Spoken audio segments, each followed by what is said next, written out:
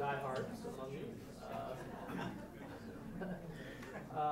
You will be rewarded at the end. It's not in the program, but there is a reception following the last panel with some beer and wine and past hors d'oeuvres. So hopefully you'll all stay around and talk a little while and enjoy yourselves. All right, so I will keep the introductions brief because y'all are not here to hear me talk.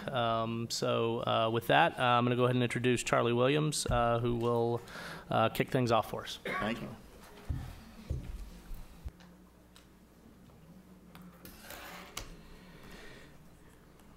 So thanks very much. I'm really after Carlos spoke and Doug spoke, I almost thought about not talking at all, but I'm gonna go ahead and do it anyway. And I wanted to put this in there. It doesn't have a whole lot to do with my presentation, but I wanted to have a whiz-bang slide at the front. And this one's kind of nice because it's Shells Perdido, which is on the U.S. side of the border and it's on production. And I mostly wanted to put it there because I'm going to talk about safety and safety management systems. And for those of you that don't come to the oil field talks all the time, it gives you a little idea of the complexity of what we're talking about. So this is Shells Perdido. This is Houston, Texas. These are the risers, and this is the mooring lines going up to the spar, and that's the spar right there at 7,817 feet. So that's what it would look like if you put it over Houston. And this part here is the actual spar part compared to One Shell Plaza and the Eiffel Tower. And this spar part is that little part right up there. So I just wanted to put that in there to show, the complexity of some of these systems in deep water.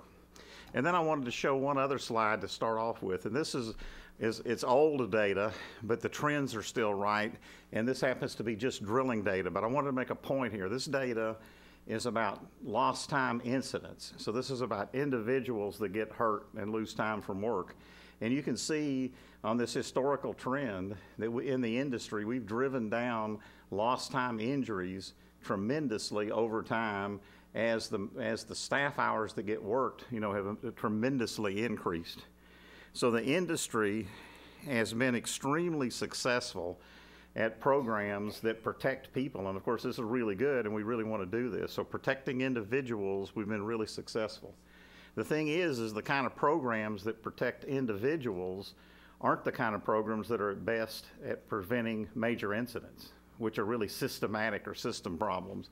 And so that's a little bit about what I'm going to talk about today. So following the Macondo Horizon incident, there was a huge reinvigoration of cooperation and collaboration in the industry in the U.S., but actually the industry around the world about what are the kinds of things we can do to help minimize the possibility of major incidents, and a big focus directly on major incidents.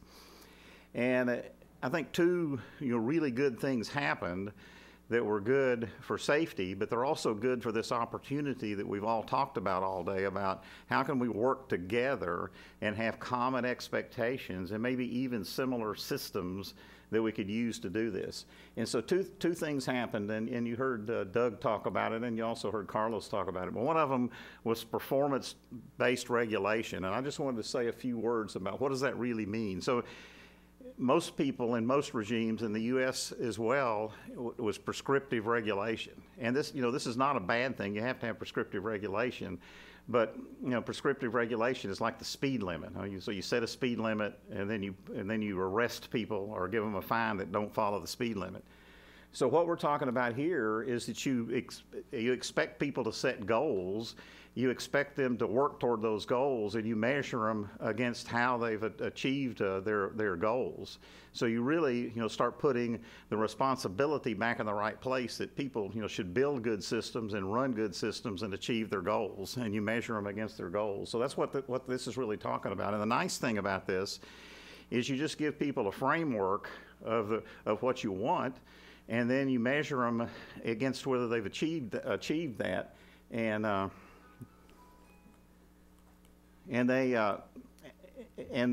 that's what you measure them against. So you can actually use it in all kinds of regulatory regimes. Now, the second thing that changed was this interest in safety and environmental management systems. So as you know, for the first time, or maybe not, but for the first time in the U.S., right after Macondo, safety and environmental management systems were regulatorily required in the U.S. So many people had these systems before then, but that became a regulatory requirement. So that's the other thing that happened. And this is a different concept than most people think about safety, and back to the you have to wear your hard hat and you have to have better gloves.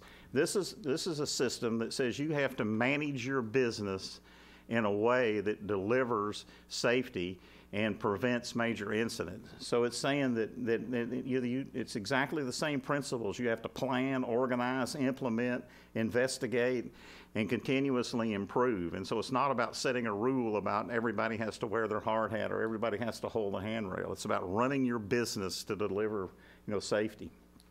And SIMS includes all the kinds of safety, process, personal safety, and all the other kinds of safety programs. So that big change were two things that could easily be used and implemented anywhere that can make a big difference about helping to prevent major incidents. And so, this kind of reiterates it, but it adds one thing that I wanted to mention here is that, I talked about in SIMS, or Safety and Environmental Management Systems, that you specify what you want, you check that they're being done, but then you also do this continuous learning and build competency in the people that are doing it.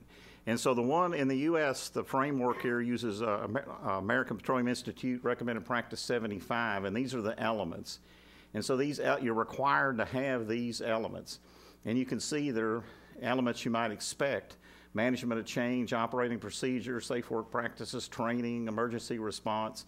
You have to have those elements, and you have to say in your program how you're doing those elements in your company, and then you get audited against having these elements. But more importantly, the audits then include going to the field and looking at a certain number of field locations to see if the people in the field actually understand those principles and are actually implementing those on the current locations. So that view graph had 13 elements. It actually had 14. It had one on contractor management, which is actually not separate in RP 75, but it might be in the new revision that Holly's working on. So, but I always boil it down to these three elements when I talk about safety and environmental management systems, because it gives me a chance to talk about where I think the work is and where the work is that's going on right now. And the work, even by companies that really had good systems, because it's a continuous learning process and because they started doing some of these new style audits, so they've learned a lot, and they're even making changes here as well. And of course, it was really good for people that didn't have these systems at all. There's really three parts to the system. The first one is your standards and your technical standards. So these are like your industry standards, like API standards or ASME standards. They can also be your internal standards. Actually, if you look at major incidents, which is what we're thinking about here, you seldom actually see difficulties there. That doesn't mean standards can't be better and standards aren't being improved. But the real work right now is in these two parts of safety and environmental management: skills and knowledge, and operating processes and decision making. And if you have a really good safety and environmental management system, and you do this well every day, and you make decisions every day in favor of safety, what do you end up with? You end up with this, which is, this says safety values and human behaviors, but this is the safety culture. Everybody says now we have to have a better safety culture, including the Presidential Commission. How you get a safety culture is have a SIM system and run it well every day and make decisions every day in favor of safety, and then you'll end up with that. So how do we make this, SIMS really successful? Well, obviously the workers have to acknowledge it. It has to be motivated from the top. That's the leadership portion. And it has to be supported throughout the organization. And it has to actually then drive the workers' actions. It can't just be a set of rules that nobody follows or a set of processes that nobody follows. That has to drive, real action. And then, the check on this, rather than an inspection, are these audits.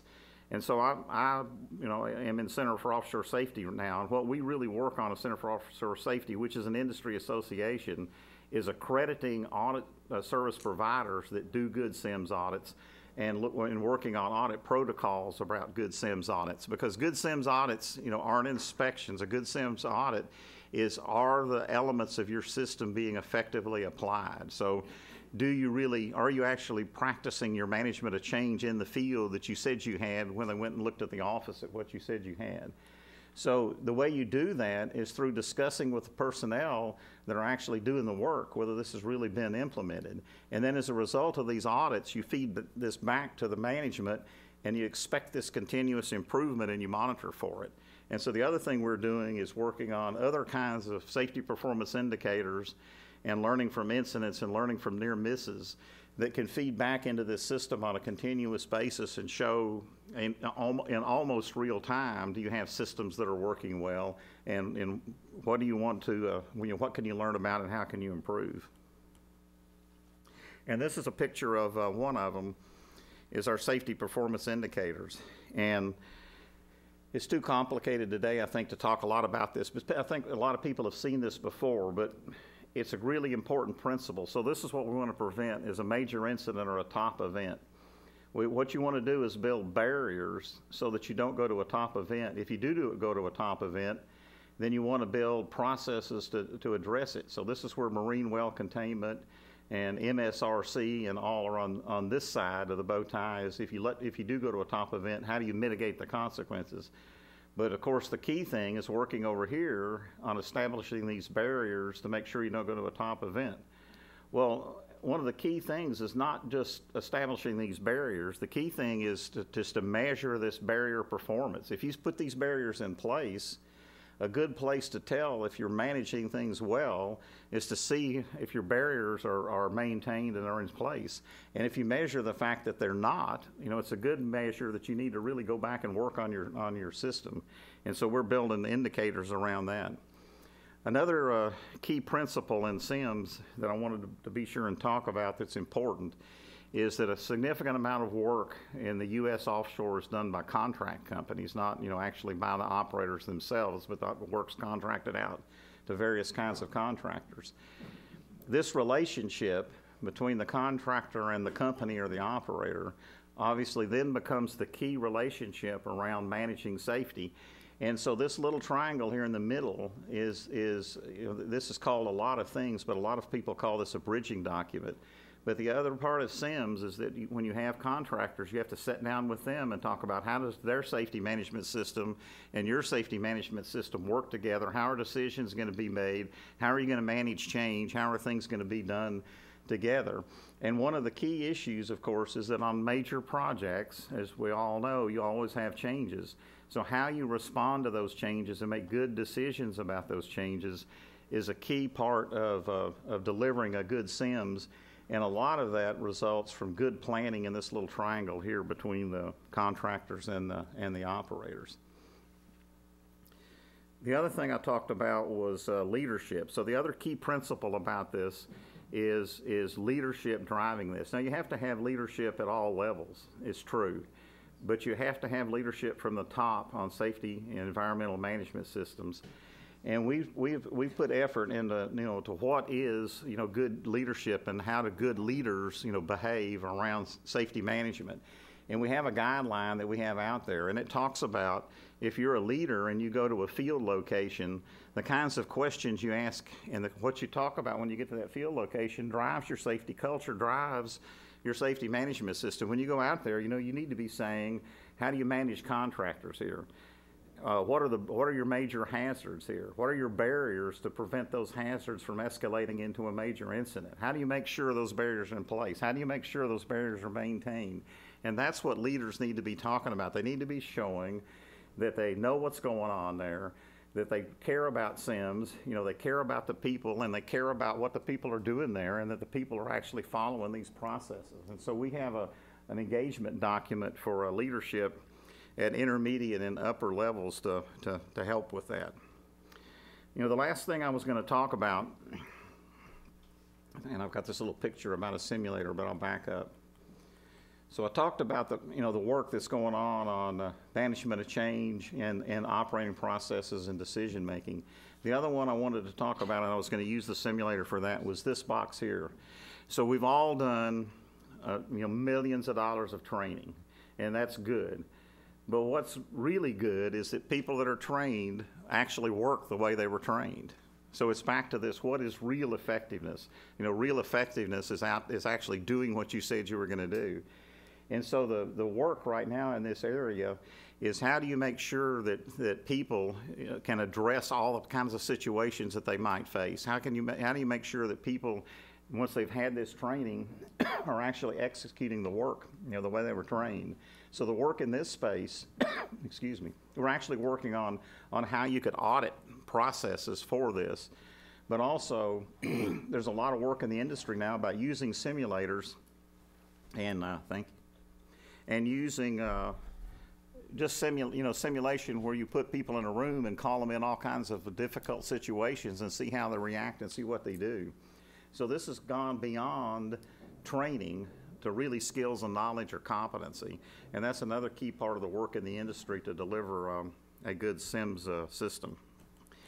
And so, excuse me, with that I'll close and say that, I think both of these concepts of performance-based regulation and the concept of safety and environmental management systems can be implemented anywhere in any kind of regulatory environment, in any kind of operating environment, and really be a major contributor to reducing the possibility of major incidents. And I think even people that have been practicing this for a long time can really learn from making these systems true, feedback and learning systems with continuous improvement. And that's one of the key things that comes out of the audits with this. So thank you very much.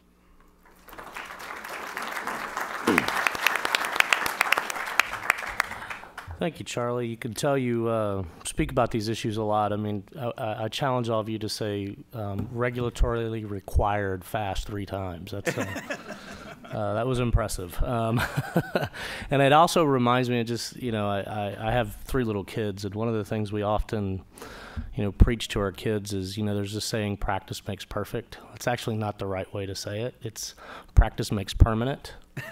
And if you do things the right way over and over and again, it becomes permanent. And I think that's really one of the lessons that you're sort of pushing out with what you're saying. So our next speaker is Judith Ruse. She's a vice president for marketing, customer services, and corporate relations at the Marine Spill Response Corporation. Judith.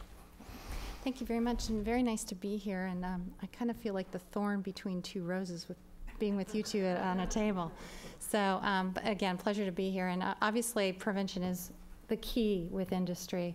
But nobody ever wants to have to make that phone call to us because something's obviously gone wrong. But it is so important to be prepared for a response, just like you take all the prevention measures in your home to make sure you're safe. But when you do have to call your local fire department, it's a great comfort to know that they have the right tools in their toolkit to be able to support you, whether it's paramedics or EMS or fire, whatever the case may be, search and rescue, et cetera. So that's what I want to talk about a little bit today. Give you a little bit of background on MSRC for those who are not familiar with us, tell you about our spill response capabilities that we currently have in our toolkit, and how we are applying technology to improve on our response tools. And a lot of that is coming out of the Macondo response. And then some considerations for international response as well. The company was actually formed in 1990. Phil did not give Shell credit. They are actually one of the founding members of the Marine Preservation Association, which is the organization that funds MSRC. So BP, Exxon, Shell are key funders and have been supportive of this organization since 1990. So we're in 25th year this year, which is hard to believe.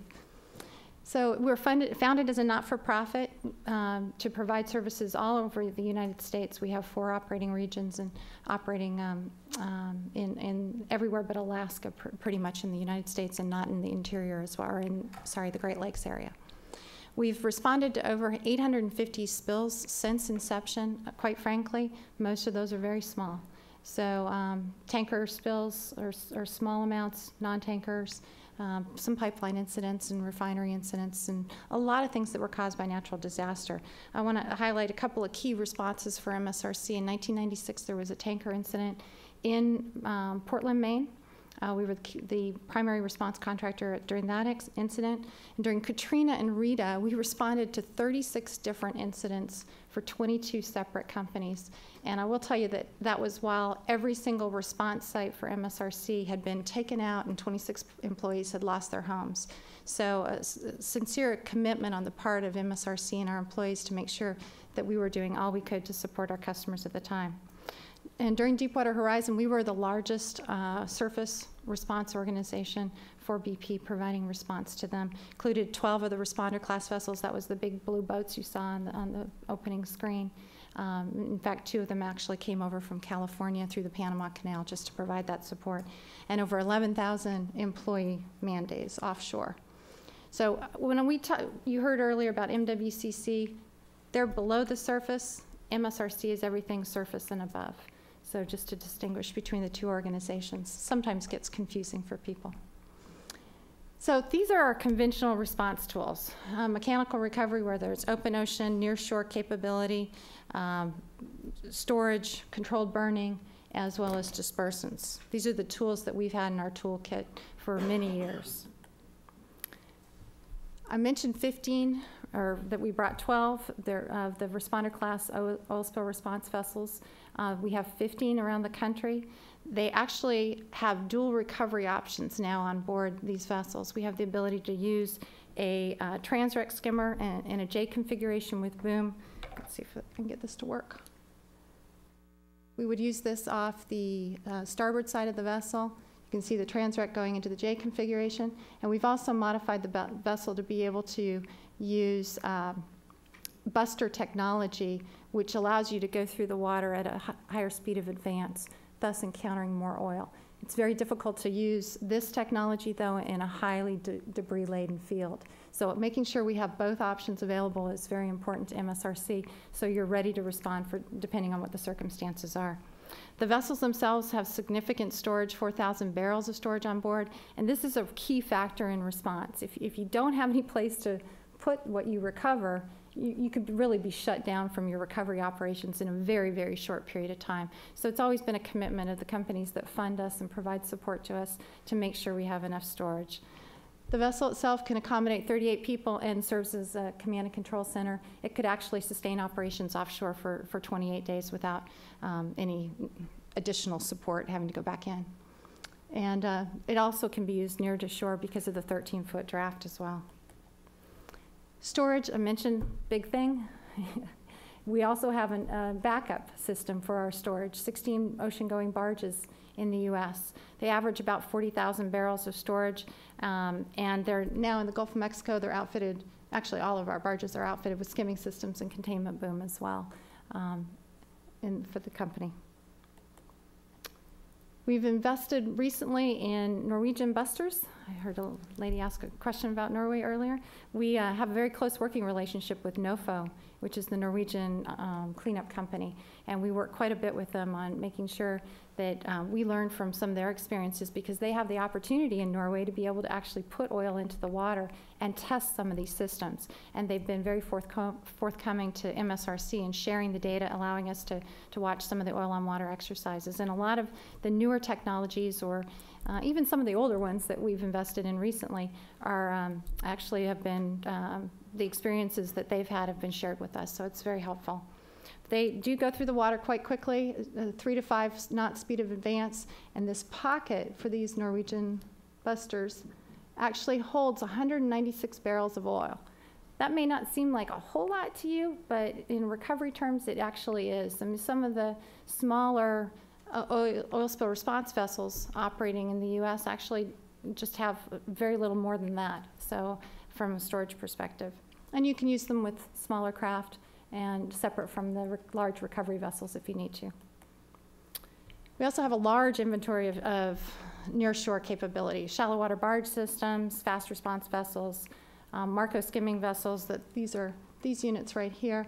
They're very versatile in very shallow water conditions and different types of oils with different viscosities as well. And obviously lots of near-shore boom. I just highlight in here what we have in the Gulf predominantly. So we've talked about mechanical recovery, in situ burn capability. We have invested in 22,500 feet of in situ burn boom. It's actually the single largest OSRO inventory in the world for in situ burn capability.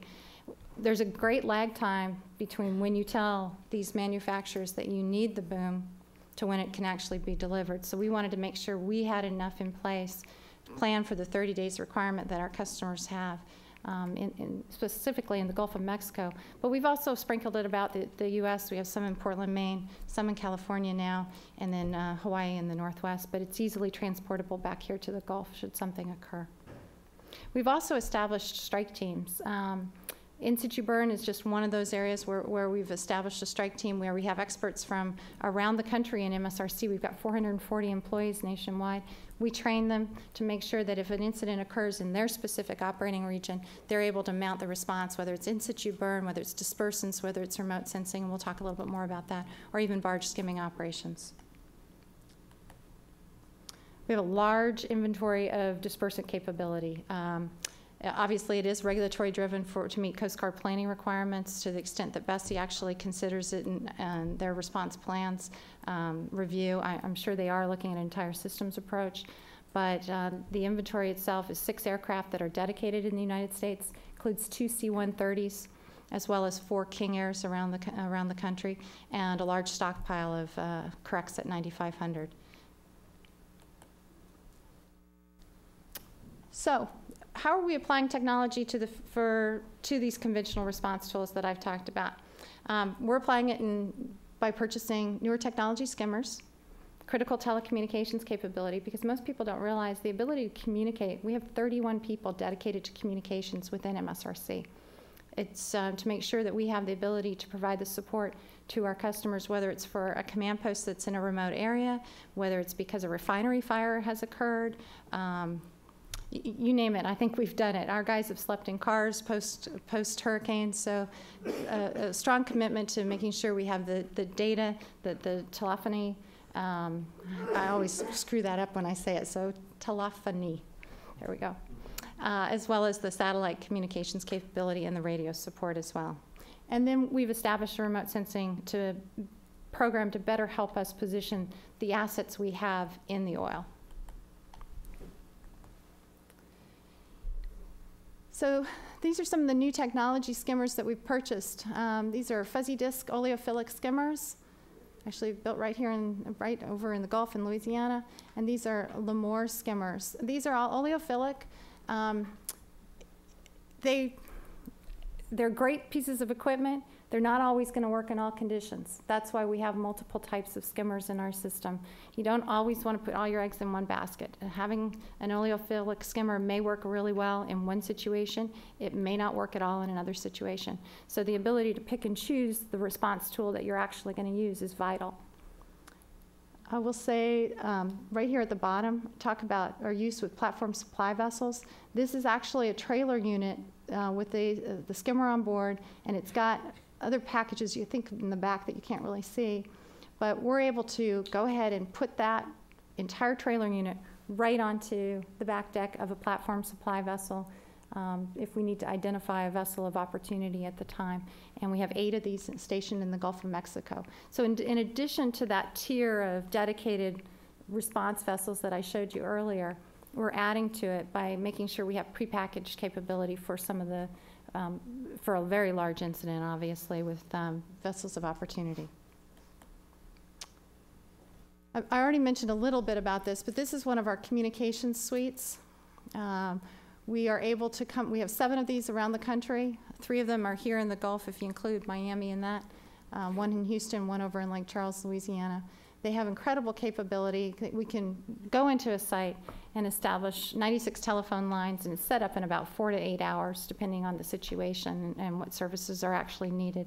So we pay for dedicated satellite bandwidth, 24/7, 365, to make sure it's available at the time. You just never know. If you're somebody just walking up off the street, it's a lot harder to get it. It's easier to expand it when you already have something in place with these satellite providers. And I already mentioned the 30 personnel that we have. We also have the small satellite systems that allows us to go in with a very small package, 8 to 10 telephones, and be able to provide support in some of these smaller areas, or depending on what the need might be for a customer. So remote sensing has really been the big focus for MSRC in the last 3 years, because part of the driver to that was during Deepwater Horizon, or post-Deepwater Horizon, I should say, we did a significant internal study talking to the personnel who were actually offshore. If we have all this experience, we ought to make sure that we're in a position to learn from it. And so our takeaway from it and from the experience was that there were challenges to putting the on-water recovery assets in recoverable oil. You can have a very, very experienced spotter, but the human eye is only able to see so much on the water surface. There's a lot of opportunity for chasing false targets.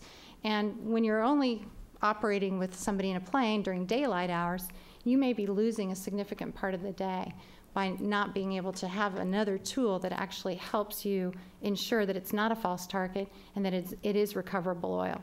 So this has been a huge focus for the company over the last couple of years and supported by our MPA member companies that provide that funding for this capability. So what we've done is we've established a level A, B, C remote sensing system. Kept it simple so I could go into meetings and be able to explain it easily. So level A is the aircraft capability. Obviously, you're providing a wide area coverage because you have the height of eye that's required. Level B are the balloon systems that we've acquired. They're tethered up to 500 feet. And then level C is what's mounted on the mast of our ships, the large big blue boats that you saw early on. So and those are at 90 feet. This is the capability that each one of those systems brings: multispectral and thermal infrared cameras on the aircraft, and then thermal infrared, and then a visual capability, high-def visual capability on the balloons, and then X-band and TIR on the close-in. I'm going to go through these pretty quickly. So this is the system that's actually on board the ocean imaging capability. It's an imaging system. We have an exclusive contract with Ocean Imaging to have access to this in the United States. We want it for tactical support. We have 3 of them. So we can move them around as necessary. Obviously, it's very easy. You can really carry it on an airplane, quite frankly, to take it to wherever it is you need it. But it can also be used for common operating picture, as well as a post-hurricane assessment tool. And these are some of the images that you would get. If you pay attention right here, those 3 little boats, and this is what you would see with the human eye from the aircraft. This is what you see when you overlay the multispectral capability, and this is with the thermal. So the white being the hot in this particular case. So it really helps. You've got somebody in the plane, they're looking not just with their eye, but they're looking at a computer screen that helps them then direct targets or direct the assets to potential targets. This is what it would look like for common operating picture. These are actually images from the Deepwater Horizon that were created with they fly the mosaic paths to create the various lines. You can also track moving oil with it.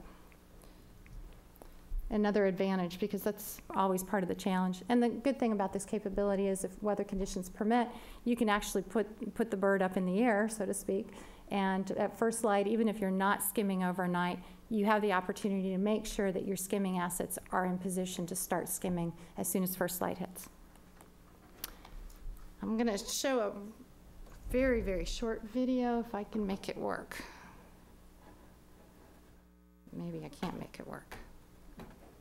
So this is actually the Aerostat Systems that we purchased from Maritime Robotics, level B capability. Very easy to deploy off the back deck of or the helo deck of our responders. And it's got 10 or 12 hours of hang time before you have to bring it down and replace the battery. You also have to add helium too at that point, so it's kind of good timing. It's Wi-Fi capable to the host vessel as well, and it gives you the opportunity to share information. This is the imagery that you would actually see. This is actually from the NOFO oil on water test in 2012. You can see the difference on the left is the image that you would see with just the naked eye or visual imagery, and then on the right with the thermal infrared capability. And then the close-in is really, I would get you to focus on this picture, because what we're using this for is to make sure we're allowing the vessel to go as fast through the water column as we possibly can without having entrainment, and this means we're able to do it by stacking it. We've established this level C capability on board the barges as well in the Gulf of Mexico, So with this little container, nice thing is we can actually pull this off the barge and put it on another vessel if there's a need to go ahead and put it on another platform. And then finally, in conclusion, draw your attention to some of the challenges we have as a response organization with international response, not just responding in Mexico. But we do have service agreement obligations to be able to continue to meet customer plan holder requirements here in the United States. So if an incident did occur in Mexico, would we still be considered, or would our customers rather, still be considered in compliance from a BSEE perspective? I'm not as worried, quite frankly, about the Coast Guard planning requirements because they are very prescriptive. But I believe some of it is, or at least appears to be, from my perspective, a little bit judgmental on what actually is being considered under the BSEE regulations. And so if I pull one vessel or if I pull one airplane, what is that going to do to a customer's plan if it's used someplace else? And then finally, responder immunity protections. In the United States, responders, whether they're US-based or they come from another nation, have protections that provide us with the comfort that we're not going to risk the assets of the organization and all these assets that have been funded for the many years. We don't have those protections as a U.S. responder going into other areas. This is a key focus for us. We will not go into another area unless we're protected. If it was a customer of MSRC's, an MPA member funding company, we can certainly go because they would indemnify us. The concern becomes about maybe providing additional support if we don't have those protections in place. And certainly we don't ever want to be in a position, I know our funding companies don't want to be in a position to have to say, no, MSRC can't go help, whether it's in Canada or whether it's in Mexico, without having these protections. And I think it's something that's key for the Mexican government to be considering. And thank you.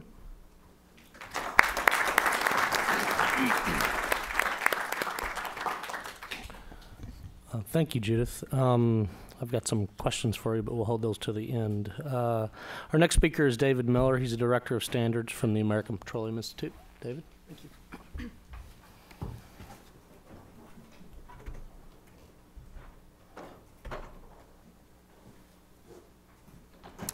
Great. Thank you very much. Well, it's always a great honor to be on this panel here with Charlie and Judith, and to be the last speaker of a long day and to be between you and a reception. So we'll try to go through this pretty quickly. My job is to talk a little bit about standards, in particular the role that the industry standards have in offshore safety and improving offshore safety regulations and practices. I'll talk a little bit about standards from a background, talk about the role of standards, and in particular standards and regulations, and then wrap up with a few comments. Let's see here. There we go. A little bit about the API Standards Program itself. It was established right after the Institute was formed. So the Institute was founded in 1919. The Standards Department, which is a group I lead, was formed in 23, and we published our first standard in 24. So essentially from this slide, the message is, as long as there's been an institute, as long as there's been an API, there's been a technical program to write and develop these standards. So we started off developing standards on pipe sizes, threads, and couplings. That's a common standardization issue. You want to be able to bring equipment in from different manufacturers and make sure you have that interconnectivity and that interchangeability between manufacturers from a safety standpoint. And from that, we've now grown into all of our industry segments being active in standards. Of course, exploration and production, refining, marketing, pipeline transportation, and a very big area in petroleum measurement. A little bit about how we develop the standards at the Institute. We are an American National Standards, or ANSI, accredited standards developing organization. So we do have an accredited body that develops these standards. What that requires is that our standards program meets the requirements of ANSI's requirements for openness, balance, consensus, and due process. And from an openness standpoint, and I'll spend just a few minutes on each one of these, from an openness standpoint, that means that everyone is aware of all the standards that we're writing. So for example, right now, you can go to the API website and see the 2015 standards plan, and it has all of the standards we're working on, all of the major meetings, all of the contacts within my organization so people can get involved. From a balance standpoint, we strive for a balance on our standards committees of the folks that actually write and vote on these standards. We'd like to have 1/3 of the representatives being from the operating companies, 1/3 from service and supply, and 1/3 from general. And general includes, of course, the academics. We're in an academic or facility here, but also the government representatives. And as Doug had mentioned earlier, in the last few years, Bessie has become much more involved in our work and sends people to our meetings. Consensus, we define consensus as 2/3 majority and 50% voting, and then due process.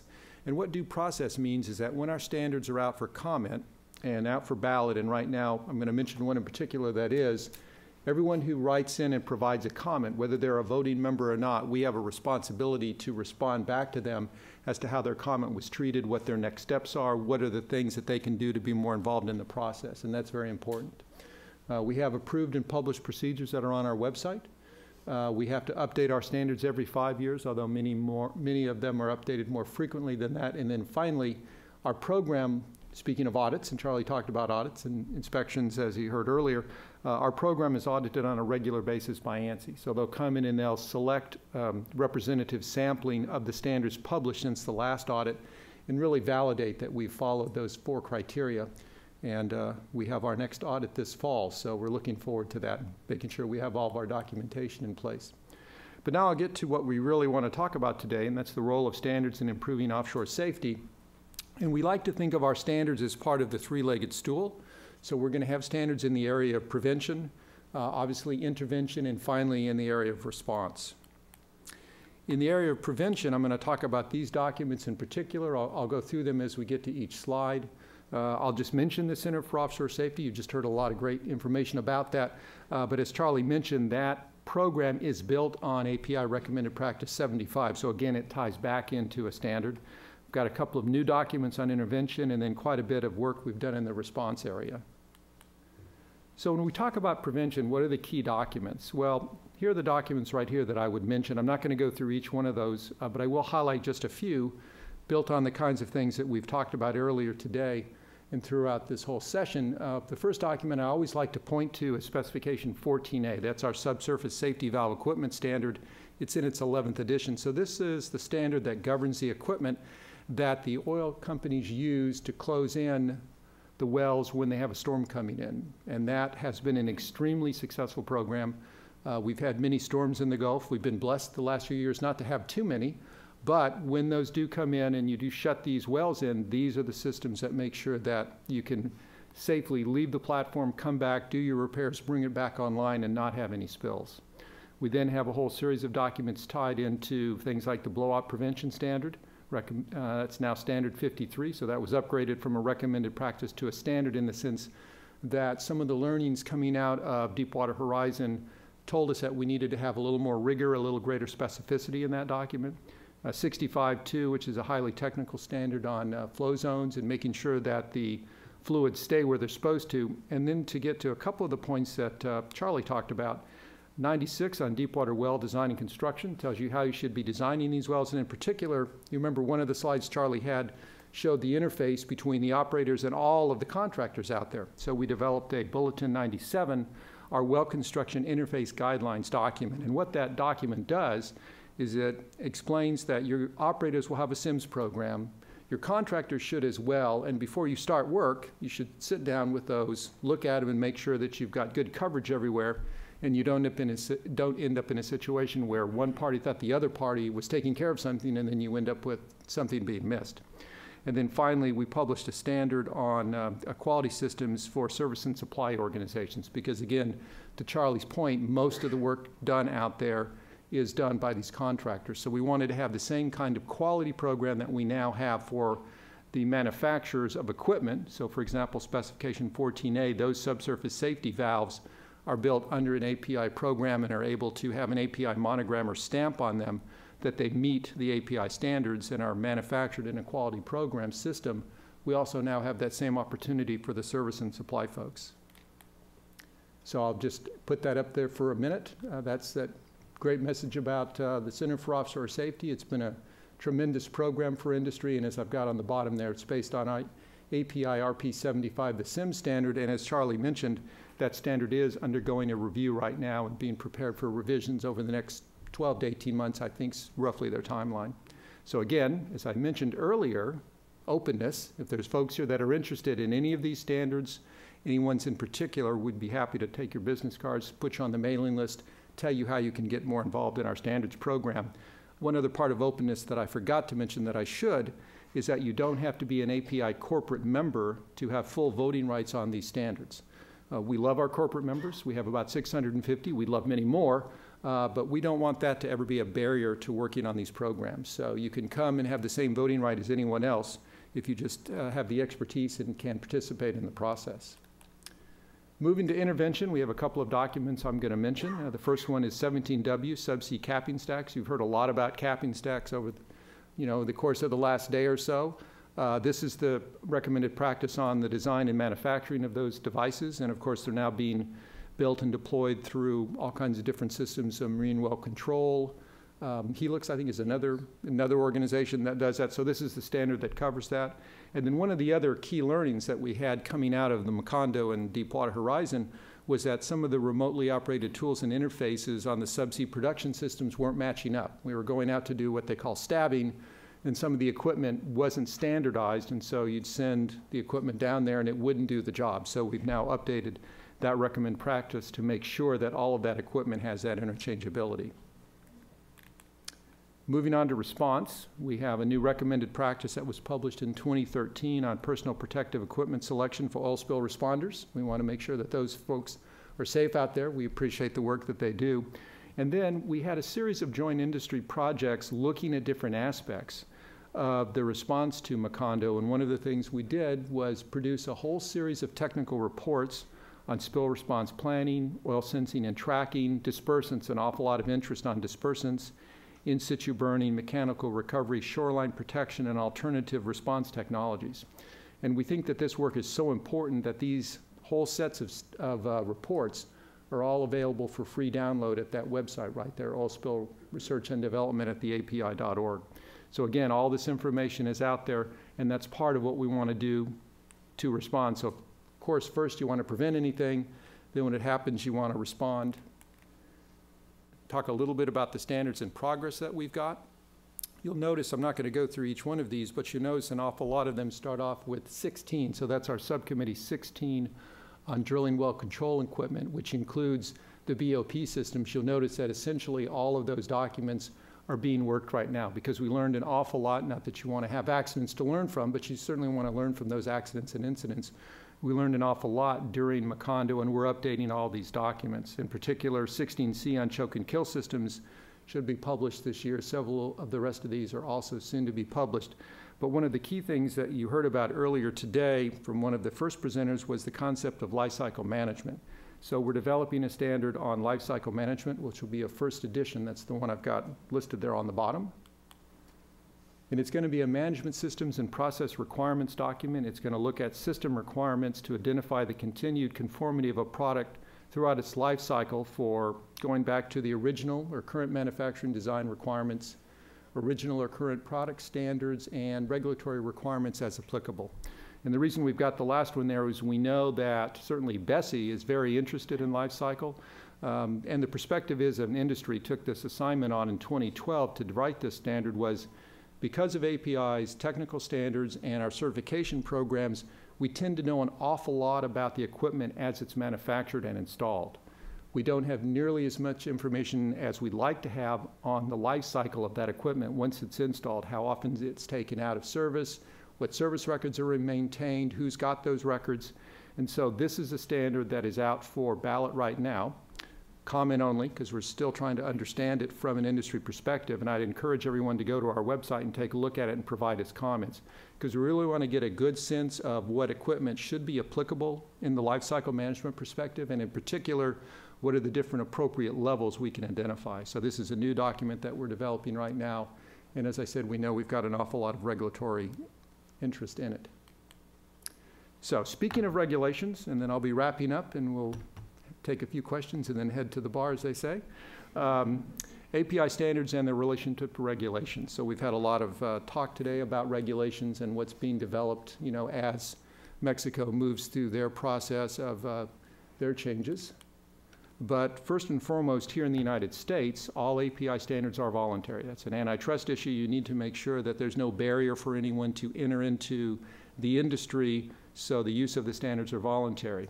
However, back in 1995, the U.S. Congress passed the National Technology Transfer and Advancement Act, or NTTAA, and what the NTTAA does is encourages, actually it requires, federal agencies to use those consensus standards developed in an open process like APIs when they meet their needs. So it gives them the opportunity, if there's a standard out there that doesn't meet their needs, to have their own agency standard. But furthermore, as Doug mentioned, they are participating more in the standards process. The NTTAA encourages the agencies to be actively involved in standards development work, and that's to make sure that the standards that are being produced do meet their needs.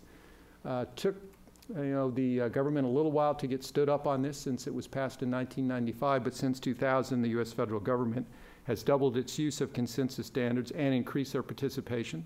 So when I look at my roles of folks working on our API standards committees, of course we have the folks you might imagine. We have the BSEE folks. We have folks from the Bureau of Land Management, Department of Transportation, Environmental Protection Agency, all the kinds of folks that you might think would have an interest in these standards, because it's oftentimes much more effective for them to use industry consensus standards, Coast Guard as well is involved, to build on what they put in their regulations. So since then, since the law was passed, we've got 130 of API standards incorporated by reference, IBR, over 350 times in the U.S. Code of Federal Regulations. I've got the agencies listed there. I've got the ones in bold, of course, that would be of particular interest to this audience, BSEE, of course, and the Coast Guard. But the states use our standards as well, 184 API standards cited over 3,300 times. In fact, I got a request just today from one of the state agencies asking about what standards in regards to protection of groundwater are used in their state, and that's the kind of information that we track. I'll also like to tell you that the API standards are the most widely cited standards by the international regulatory community as well, so it's not just here in the States. And all of the standards, and this is a commitment that API made since about 2012, I think, 2011, maybe 2012, all of the standards that are incorporated by reference, and as that changes, this number continues to grow, and all API standards that are safety specific, whether they're incorporated or not, are posted on API's website for free viewing. You just go in and you create an account like you would for any other license, and then you have a chance to look at all these different standards and see what's really in them. So we think that that's something that's very important, again, going back to the openness and transparency perspective. So to talk a little bit about international, and then I'll wrap up. These are the agencies that we have adoption or translation in memorandums of understanding with. You'll see lots of different names there you might recognize, of course, Brazil, China, India, Indonesia, Kazakhstan, other places like that. But since we're talking about the Mexican energy reform and that whole process, we do have an MOU agreement in principle with the National Hydrocarbons Commission, or CNH. And in particular, this first document that we're working on with them, and we hope to have signed somewhere towards the middle of the year, is specific to offshore safety standards. So we provided a whole series of documents that they're now going to review and determine if it's appropriate to incorporate those and to use those in their regulations as well. I did have the opportunity to travel to Mexico City earlier this week to meet with CNH with a different group working on shale gas, but in particular, much like we've heard earlier today, the formations, the reservoirs, they don't recognize the boundaries. As was said about the oil spills, they don't recognize the boundaries as well. So we want to have one Gulf, and we want to be safe in everything we do, and so that's why it's important for these best practices to be used on both sides of the border. So when we talk a little bit about the regulations, and you heard Doug Morris, when he gave his presentation, talk about the International Regulatory Forum, the IRF. These are all the members of the IRF, and these are all the members that have cited API standards, and the number of citations, of course, not surprising, BSEE has the largest number there. But you see that all of the members of the IRF use the API standards as well, although in different ways depending on what kind of approach they have in their regulatory scheme.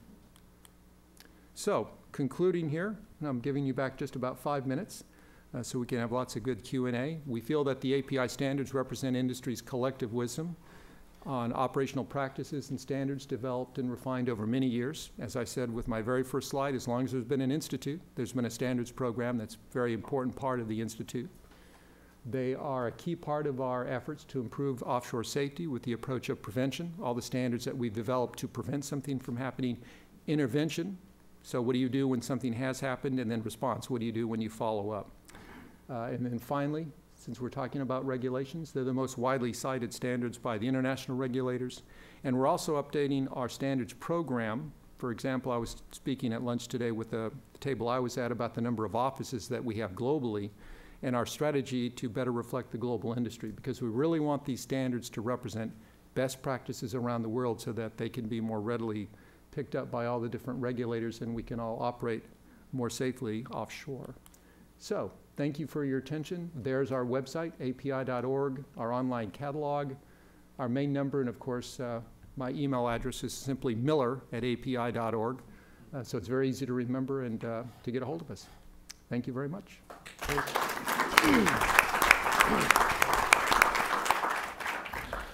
So I'm going to take the liberty to ask the first question, and then we'll open it up to the floor. But you know, we heard a lot about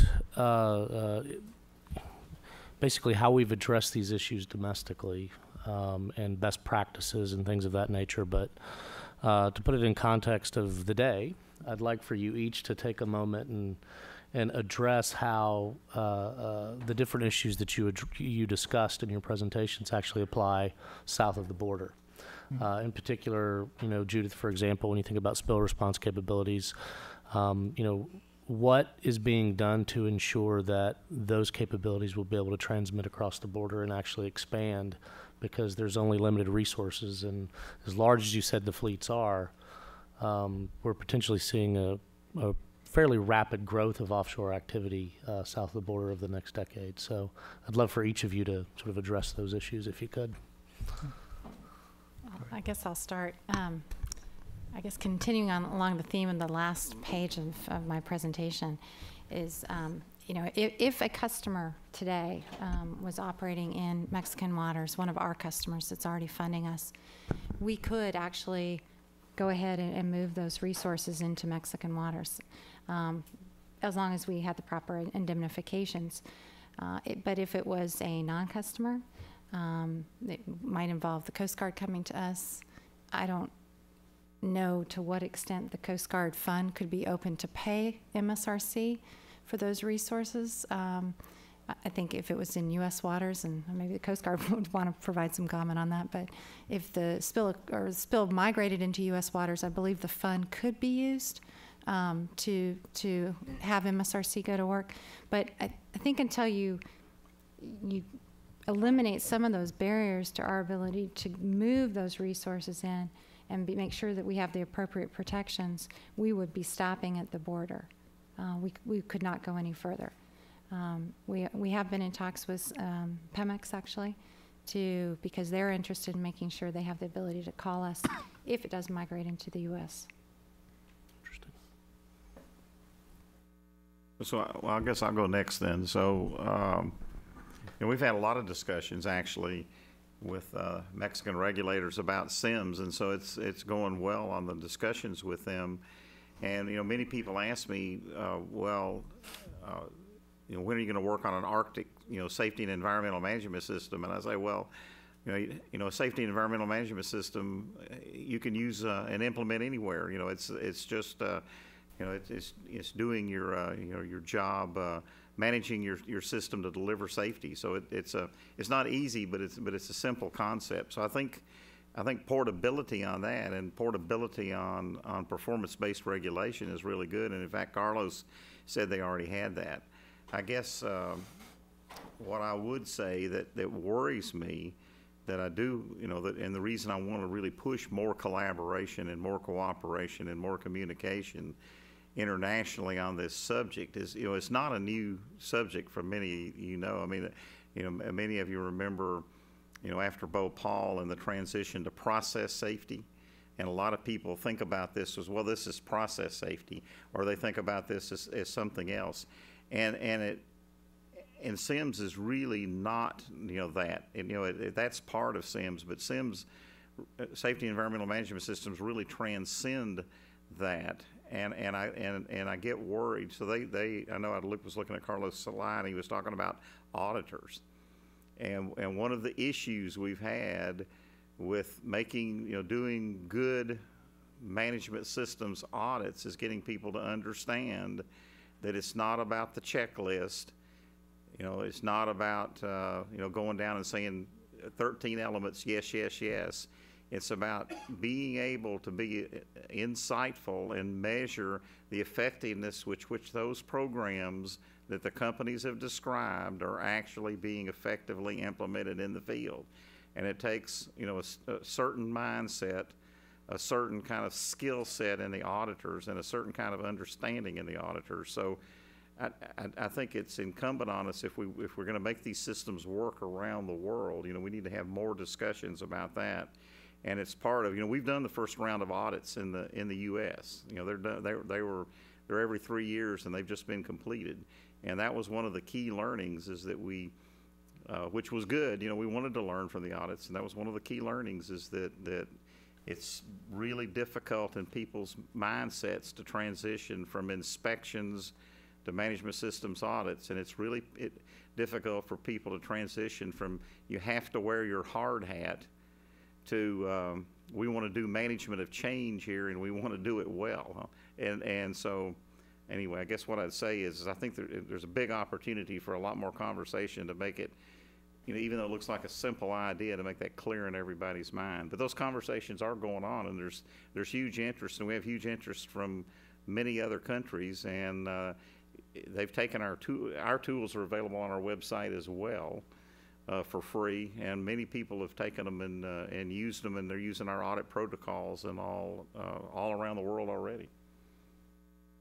Yeah, from the standards perspective, of course, as I mentioned, it is an open process. We have roughly right now about 9,000 volunteers around the world working on our standards. We've got about 400 committees that are active at any one given time.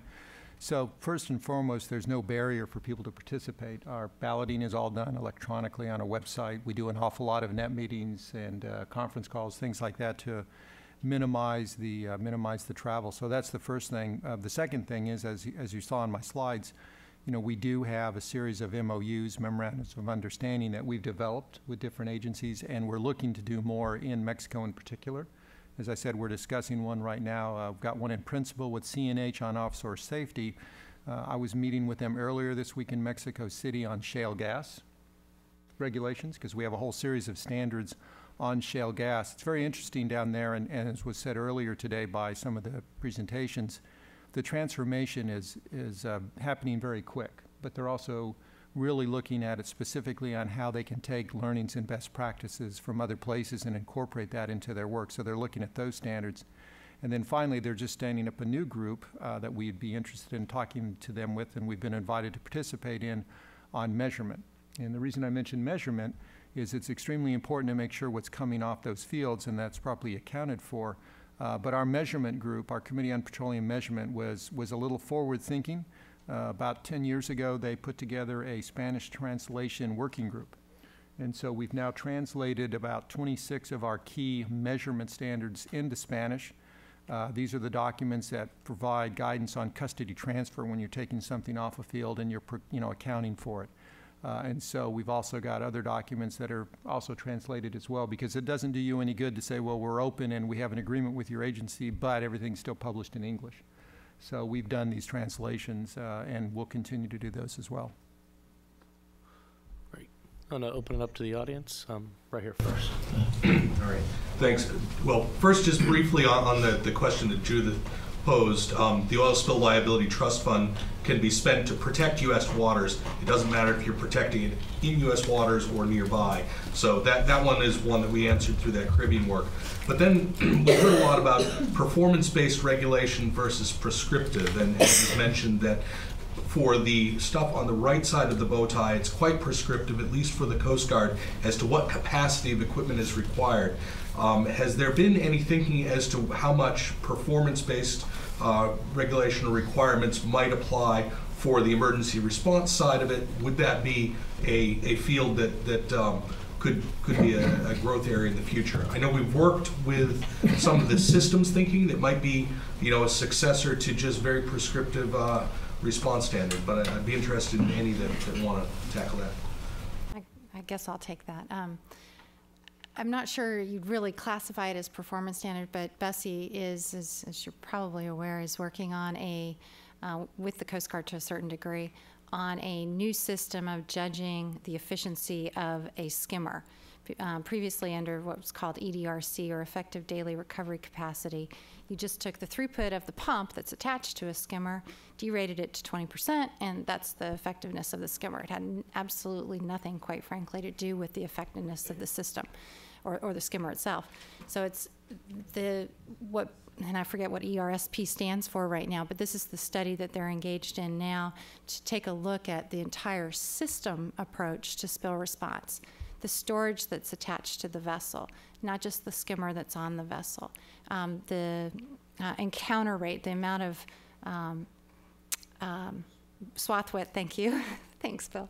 The swath width that you'd actually have to encounter the oil, but it also includes things like how much can you discharge? How much storage do you have on board? What's your discharge rate with the pumps, et cetera? So looking at the entire systems approach, which quite frankly, we think is the way to approach spill response, because you can't, if you just have a skimmer sitting in a warehouse and all of a sudden it has credit for 10,000 barrels a day when it's not attached to a vessel, that doesn't quite make sense to us. So we've been working with Bessie on providing comments to their study that they've been doing, to the extent that Bessie and the Coast Guard eventually then look further into whether or not you have in situ burn capacity available or dispersants or other technologies that might become available in coming years. I'm not really sure. Well, I was going to say, I think there's a huge opportunity to work on performance-based regulation. Now, I agree with Doug 100%. You're always going to have some amount of prescriptive regulation, just like we're always going to have a speed limit. But as you well know, the difficulty we've had with that, there's two big difficulties in the past. One is that every time we do one of those, it's based on something that happened. So they're always actually rearward-looking things because something happened. You make a regulation, and the likelihood of that happening again is usually really low. So you haven't done anything to affect the next event. You've done something based on the last event. And as you well know, we saw the same thing in quality. So, when we were doing quality, you go inspect and you'd say, well, I've got a 10% reject rate. You go back next month and you inspect, you're probably going to have a 10% reject rate because you didn't change the process with which you're making anything. You just started inspecting it at the end. And people fell into this trap of saying, well, I'm required to do these 8 things and I'm doing these 8 things, so I'm okay. And the principle of performance-based is, well, so why don't you think about what are your hazards, what are your needs, what's your plan, and that's what you ought to provide, and then I'm going to check you against your planning and what you've said you were going to provide. And it gets, it's sort of this, shouldn't we think about what we're doing and plan about what we're doing, and then regulate that people have thought about it and have a good plan, rather than, but people fell into this trap, as you know, all the time of saying, well, I did the 8 things they told me I had to do, so I'm okay.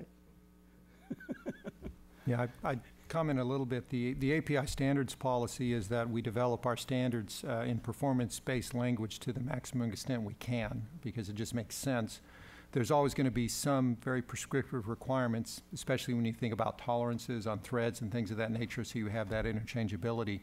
But in regards to regulations, back in, I believe it was 2012 at the College of the Mainland, there was a conference on performance-based regulations. We had representatives from OSHA, PHMSA or DOT, Bessie, EPA, and the Coast Guard, and they all presented their sort of regulatory philosophy, and they all sort of spoke like Doug did today, where they use a mix of performance-based and prescriptive, and where you sort of draw that line and how you kind of define that within the context of what you're trying to do as far as promoting, certainly in this case, offshore safety is really sort of what the regulators need to look at from all those learnings.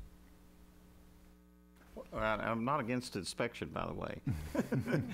It's just that you have to have something besides that. Inspection's good, and one of the issues is that as you probably know, all the inspections now, you keep finding things, so that should be concerning. So it's a good thing we're doing inspections to find it. But it's even better if we find things and then people feed that back into how can I improve the system to have less problems, rather than just saying how can I pass the next inspection. So we've got three sort of clustered there. I'll start with the young lady in the very back, and then we'll move around. My name is Flor Di Masi. I'm the CEO of Global Speak Energy Translations, and this question is from Ms. Ross. Ms. Ross, with drilling operations already planned in Mexico offshore, how is MSRC prepared to support U.S. contractors operating in Mexico with equipment, personnel, etc.? Well, today, if it was a customer of MSRC's, a company that's already funding our capability and an incident occurred, we could provide support, again, limited to whether or not we can continue to meet the planning standards that are in place, whether it's under BSEE or EPA or Coast Guard. I don't know to what extent the transboundary agreement takes into consideration the ability to move some of these resources, but we could definitely go as long as it was a customer today. We don't have any resources located in Mexico. They're all in the United States. Yes, this is directed to Mr. Miller. To what extent is it possible, or are there any obstacles to when there is an incorporation of the API standards for the regulation, whether it be state, federal, or international? I assume the answers may be different. For them to, in a sense, recognize the standard prospectively, in its prospective form, should that standard be revised, or is the regulation sort of does it lock in the standard as it exists when they adopt the regulation? Thank you. That's a very good question. And as a matter of fact, we were meeting last week with the Bureau of Land Management in regards to some of the regulations they're working on for their onshore orders, and we did have that same conversation.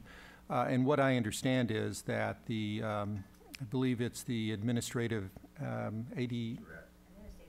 Administrative Procedures Act requires the agencies to go through a formal rulemaking process, and so by that requirement, they have to identify the specific date and edition of the standard. And so what we spoke with them about is we understand that, we respect that. That's a requirement. Some agencies do a better job than others in trying to manage that. So some of the examples we gave include, and of course the BSEE regs are newer than the BLM regs are, but they have all of the standards that are incorporated by reference in one section. So it's very easy to find that. Now, of course, they're sprinkled throughout all the regulations, but you can go to one place and find everything. The other example we gave was PHMSA, which is the transportation agency for pipelines for our industry in particular. Have put together a committee of the standards developing organizations that they routinely cite, API, ASME, ASTM, others, and they have sort of a bi-annual meeting where everyone talks about their annual standards plan, what's new, what's being updated, and it gives them an opportunity to do a little forward-looking.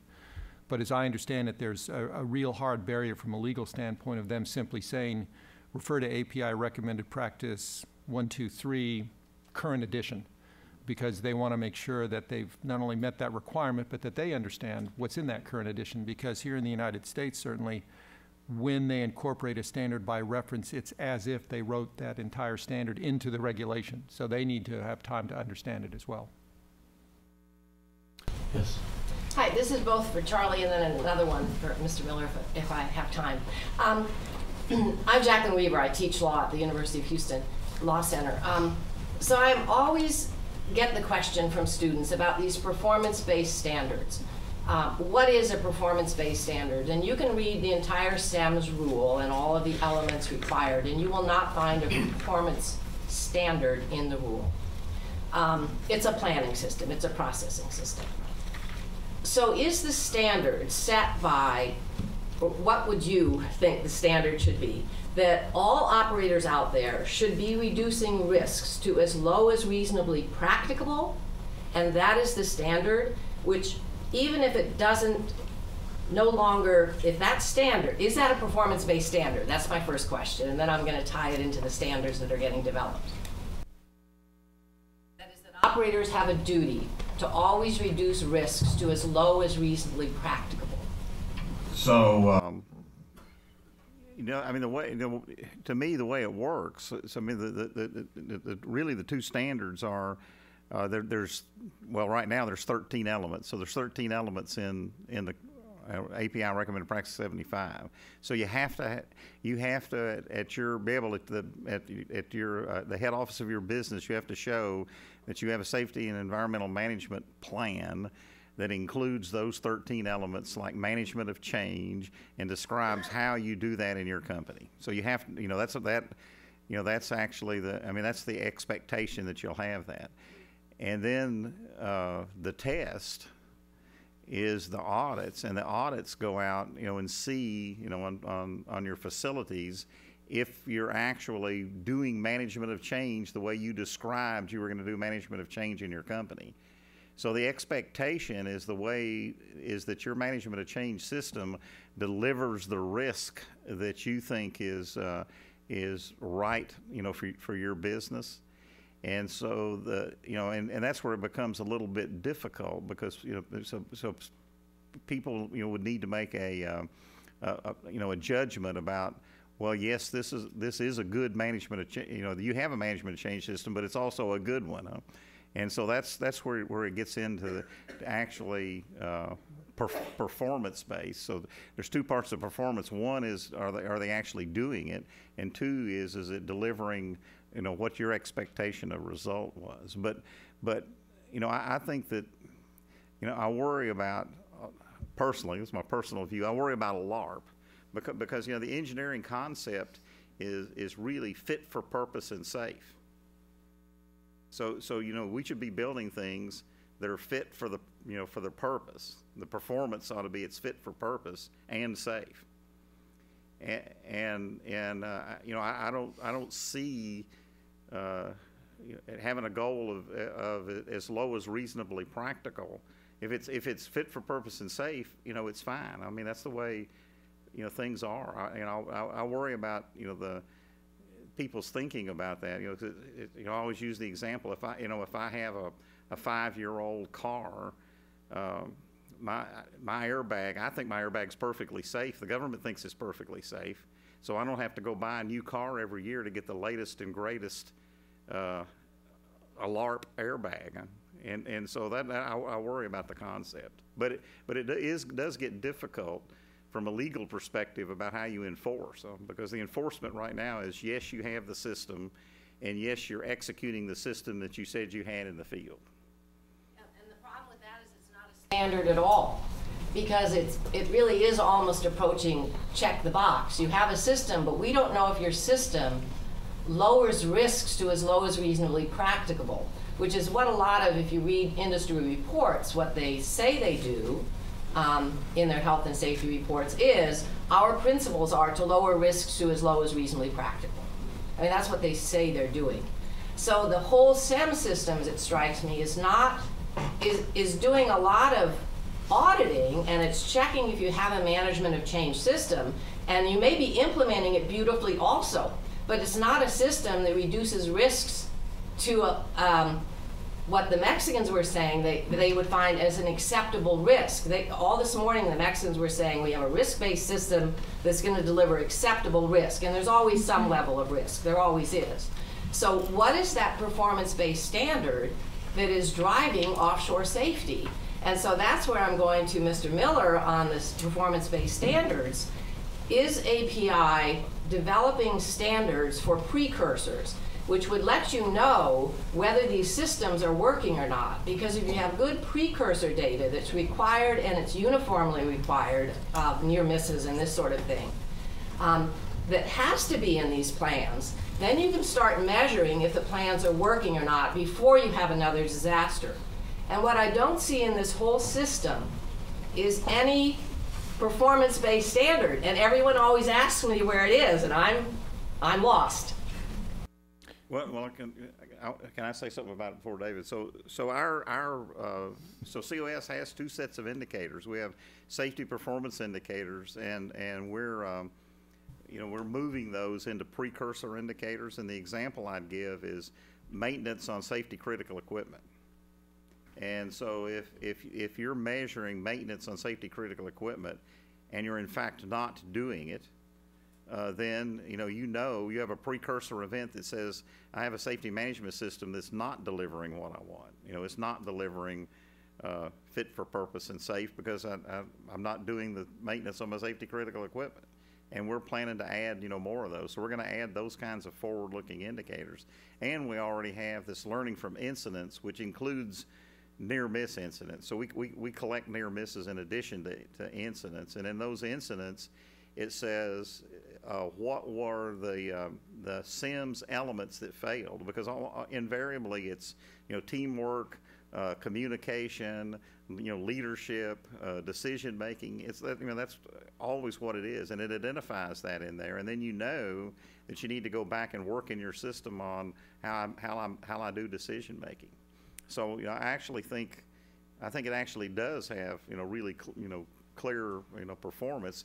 And when people when I have my when you have your hazard identification as part of SIMS, I'm sure that you go to anybody and ask them how they do hazard identification. Some of them may say, well, I do hazard identification and I do it to achieve a LARP. And so if they do, then you go out and see that they're actually using it in the field. You've held them to a standard. They said they were going to use a LARP, and you go out and see them doing it. And so that's the requirement. Yeah, from the standards perspective, the participants will bring their experiences and knowledge to the standards process. And then you'll find, like when we developed the bulletin on 97 on the well construction interface, everyone will bring their plan together. You'll find what that commonality is between the different organizations and the experience of the folks there. And then you'll develop what the new part is, the delta that needs to be created. So it does sort of bring both current practice and forward-looking. And then sometimes, and of course not in that particular standard since that was more of a management system standard, but in many of the other technical standards, we're one of the few organizations that funds research. And so we'll actually fund research if there's things that we need to have additional information on before we publish the standard. So it's a little bit of an interaction between the knowledge base and what needs to be created when we produce the standards. I mean, one of the things in the standards that's performance-based, but it's performance-based in a little bit different way, but it's back to risk, is it'll go in and say, if I have a low-pressure service valve that's in benign surface, it needs to have these technical requirements. But if I have a valve that's in 20,000 PSI service with hydrogen sulfide gas, I have to have this set of technical requirements. So it matches the performances, it matches the technical requirements with the severity of the service. And that's, how it has performance levels. Performance specification levels with different gradients for different requirements, different wells. Completely the pipeline specs and all that stuff. That's absolutely great. I just can't understand how the SEM system is performance-based. Okay. Well, we're, yeah, definitely. I think we're up against it. I want to, before I say anything else, I want to ask you to join me in giving a round of applause to our panelists. Thank you. And I'll take the liberty of just sitting here and sort of making a few closing remarks. I mean, with regard to this panel in particular, I think we're at the very beginning of this discussion, to be honest with you. And I think there are some demand-pull motivations that will really help reinforce a stronger regulatory oversight, at the very least, on environmental safety and control. Because, I'll give you an example. NOAA and the Department of Commerce have teamed up, and they approached us here at the Baker Institute to actually do what's called a natural capital roundtable. And the idea here is they do 3 of these around the country, and they've picked the Gulf to do one of them. And the idea is to really think about the costing of ecosystem services and what energy reform in Mexico might mean for demand pull in terms of environmental stresses, and what demand pull in the upstream might mean for those stresses. And so when you think about that, and you think about some of the things we were talking about today, you've got another set of agencies in the U.S. government in particular, and this is just the tip of the iceberg, right? But another set of agencies in the U.S. government that are concerned about potential environmental impacts of upstream activity. And so when you think about what's happening south of the border with regard to energy reform and the potential for rapid growth of upstream activity there, particularly offshore, the way the currents move in the Gulf of Mexico, if there is an accident, it will affect the Texas coast. And so there's a huge constituency that's actually very concerned about this. So I think, again, we're at the beginning of this conversation, because there's a lot more runway to sort of move down to really understand what's going to happen as the reform effort continues. That said, I thought today was fantastic. I actually learned quite a bit. Panel 1 was very informative from a high-level view. Panel 2 from a technical point of view, which unfortunately I have to admit I missed a bit of. It's one of the ones I was looking the most forward to be honest with you, but I had to teach. Fortunately, it is all archived. Yes, exactly. It is all archived, so it's available online. I did hear mention of a question whether or not the presentations will be available online. They all will be. So everything is available for your viewing pleasure after the conference. So I think you'll probably have to give it a day or two for everything to be sorted out, but it'll be up. With that, I'll go ahead and close. And again, I want to thank everybody for sticking around. And please join us for drinks outside in the Commons. Thank you.